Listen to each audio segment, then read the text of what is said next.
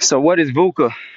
VUCA is a term that actually originated in the military. It's a military term, and it's how they would go about explaining situations or circumstances that were not normal and they didn't know how to respond to. Now, what does that have to do with crisis? Well, the reality is your mind, my mind, if you're watching this and you're in America, the chances of us going through, terrible circumstances or real circumstances of crisis are very slim in comparison to what our ancestors experienced, early on in human civilization, right?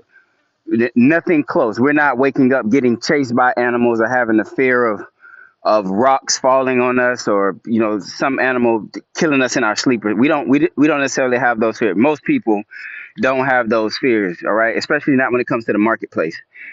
So how does crisis show up in the marketplace? Well, it looks like I said something like VUCA.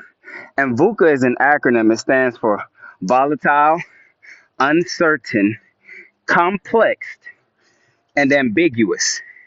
VUCA. VUCA. Now, when we think about what a crisis looks like to you and I, in most cases, it's one of those things, right?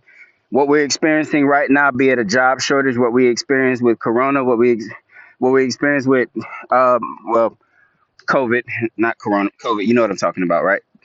These different, okay, which is called a black swan event. Today, as I'm speaking, there was a tsunami that started as a earthquake off of the coast of Russia.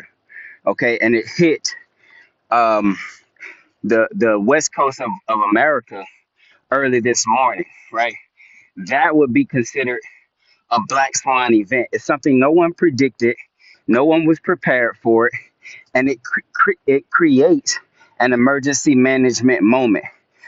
VUCA, right? Crisis. Now, whether your situation is that extreme or not, I can promise you the same thing applies because the human mind is impacted the same way.